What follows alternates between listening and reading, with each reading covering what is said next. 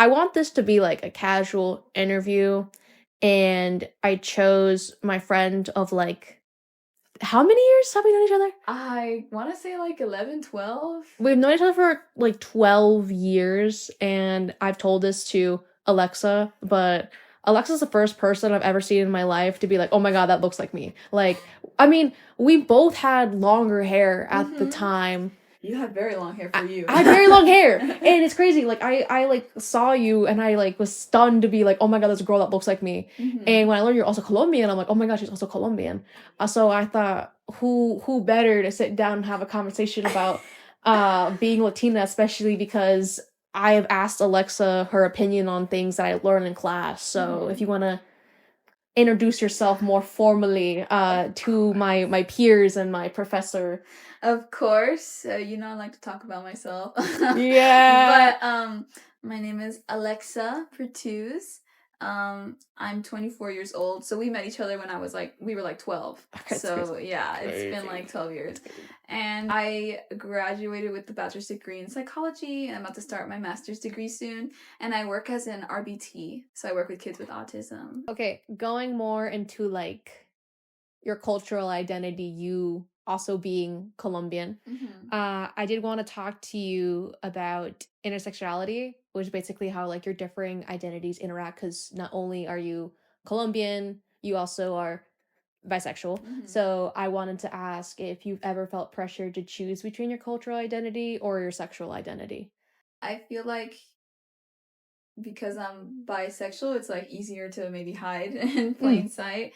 But I have felt in a way that I've had to make, like active decisions to kind of hide who I am to my parents, but especially my mom. Like I don't really care about like my dad so much because I already know he's homophobic, but like my mom, which she wants to know everything about me. So she, I remember the other day she was like, "You're straight, at least I think."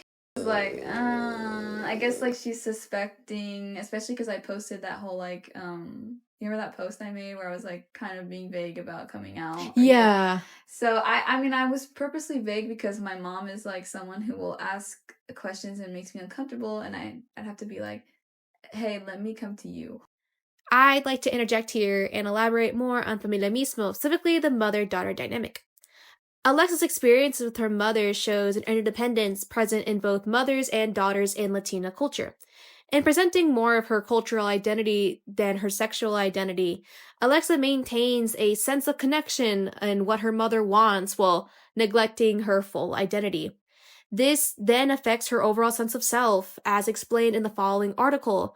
The cost becomes a lack of authenticity in the relationship with her mother/daughter and with others because she is trying to please others by not being herself. So I definitely like with my parents I've had to like choose to be more like present more as like traditional Colombian straight, blah blah stuff. I think kind of like going into that, like, I think cultural values of like being Latina and stuff, like there's like certain expectations of like what mothers or like women want younger women, daughters to look like and appear like. So that kind of goes into like, have cultural values like Maria Mismo led you to like resist or even like reinterpret what it means to be feminine to you? For sure. So like when I was younger, I think this affected me a lot when I was younger. I was very like, I felt like I was so ugly because I wasn't like what my parents wanted me to be. I wasn't like skinny.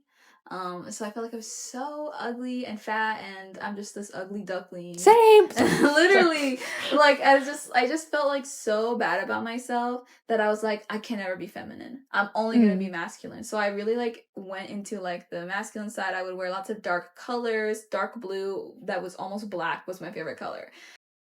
This would be a great time to discuss Maria Mismo in relation to femininity and body standards. Both parental and cultural identities are shown to influence Latina's sense of femininity, as explained. Parental and cultural socialization patterns have profoundly affected the ways these women perceive themselves and interact as adults, as well as in their perceived body image. Growing up in a highly gendered society and experiencing negative evaluations of their bodies as children, when following social standards of beauty, these women shape their body image and self-concept of self. And deviating from parental ideas or standards of beauty based in Mariamismo, queer Latinas like Alexa or even myself are left to find our own sense of femininity, feel pressure to reject the concept as a whole. This idea was documented in Journal of Latinos in Education, where rigid gender roles and expectations created hardships for Alexandra when accepting her Latina lesbian identity. When she was little, Alexandra found herself rejecting the gendered expectations of her family. And I remember vividly telling my dad that I would wear a suit for my wedding instead of a dress, because dresses are like, they're so like useless. Like, what's the point of dresses? I just felt like it wasn't possible for me to be beautiful. Like, that's not something I could have been. And then only recently have I, like, recently I mean like maybe the last like 4 or 5 years, I've realized that I can be feminine too, but also still be true to who I am. Like, just because I'm feminine doesn't mean I'm like the typical Latina who's like a submissive housewife who's just gonna do whatever a man says, right? So yeah, I did reject feminism a lot, or femininity a lot, because I thought it meant that I'm like too emotional, too, you know, all the things that people say you're too much of. Like, I'm like, I'm not emotional, I'm logical. And I realized, like, also like having parents that call me sensitive all the time didn't really help. Yeah, so. Speaking of family, have you ever felt like familial values have ever influenced your plans towards the future or like towards your education? Because that's also a very common theme for Latinas, that familial influence can be very positive, but also negative in like the education future developing aspect. Yeah, so luckily for me, my parents, they're divorced, but they both very on the like go get education. Like, they're very both on the same page, even though my dad is the only one that has like a traditional like bachelor's and then MBA education, while my mom doesn't have even a bachelor's. So like, you know, they were both on that like side, like get education, but then like where it comes like to be like sort of conflicting, because I feel like they both like support me going to Italy and studying abroad. Right. But where it's like kind of makes me feel a little like some undue pressures when my mom is like saying that she's gonna move wherever I am and live there with me. And it's not that I don't want her there. It's just like, I'm 24. Like, please don't give me that sort of like pressure right now. Like, maybe in the future I would love for you to live with me, but like, don't tell me that now. Yeah. You know, don't bring up that idea now. It's like she likes to plant the seeds.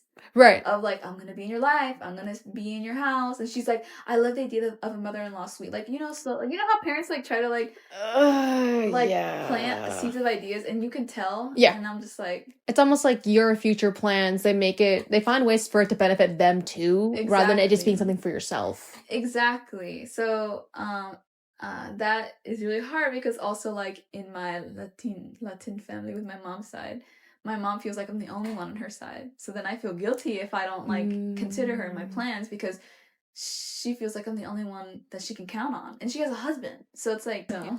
As something, I guess, I don't know, again, I like never thought about that, so it's interesting to like talk to you, like having a divorced family and how like different experiences. Two different experiences. Yeah. I think it's really interesting. And I think it's interesting too that like, even though again, like your whole family is Colombian, and it's like there's still some differences in how things go. Exactly. This is also going to be a jump. But I am interested like to get your experience with like discrimination and being like underrepresented, because Latinos are very much underrepresented in like the workforce and things like that. So I do want to ask like if you've ever struggled with discrimination or being underrepresented in like the workplace. So I'm like white passing because I'm a pale Latina. But when people figure out I'm Latina, it's like they want to invalidate my experience, you know? Like, I even experienced that with my therapist, where I was telling her, like, people sometimes look at me weird when I speak Spanish. And she's like, really? That happens? I'm like, it does happen. But in the workplace, yeah, sometimes I could definitely feel like, you know, I'm the only Latina. But I think here in Texas also, there are quite a few Latinas in the workplace. So I have a lot of my closest friends are the 1 or 2 Latinas that are in my, you know, workplace, you know what I mean? Yeah, I think one of the reasons why I like wanted to do this interview with you was because you were telling me how like you've experienced a lot of discrimination moving to Texas when you are just also a very diverse, especially Latino population. Yes. Because you lived in Florida before and then you moved to Texas, and so like hearing your experience with discrimination made me so shocked, because I'm like, I'm also a pale Colombian woman, so like I've never experienced discrimination.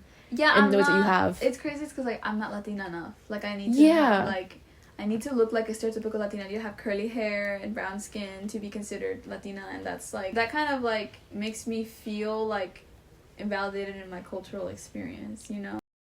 Okay, I promise this is the last time that academia me is gonna step in, but this made me think of the borderland theory. Now, Tufts University explains this theory as challenging the colonial definition of territories and in turn seeking a deeper perspective, making room for the exchange of cultures, fears, and ideas among lines that separate land and identities. Perhaps Texas brings differing cultural and social ideas towards Latinas despite the abundance of Latinas in both Florida and Texas. To me, this theory solidifies Latinas' experiences being partially characterized by their geographical location.